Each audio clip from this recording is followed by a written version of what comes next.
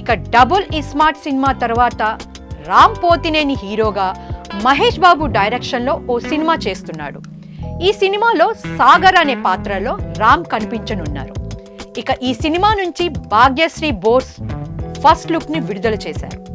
దీనిపై మన సాగర్ గాడి లవ్వు మహాలక్ష్మి అనే క్యాప్షన్ ఆకట్టుకునేలా ఉంది.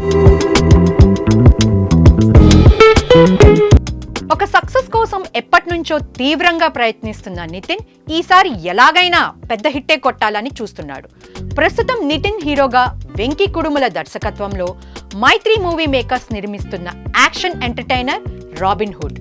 ఈ సినిమాలో శ్రీలీల హీరోయిన్ గా నటిస్తుంది. ఇక డీజే టిల్లు ఫ్రాంచైజ్ సినిమాల సూపర్ సక్సెస్ తర్వాత సిద్ధు జొన్నలగడ్డ నటిస్తున్న తాజా సినిమా జాక్ కొంచెం క్రాక్. ఈ సినిమా ఏప్రిల్ 10న ప్రేక్షకుల ముందుకు రాబోతుంది. ఇక ఈ సంక్రాంతి బరిలో చాలా పెద్ద సినిమాలే పోటీ పడుతున్నాయి.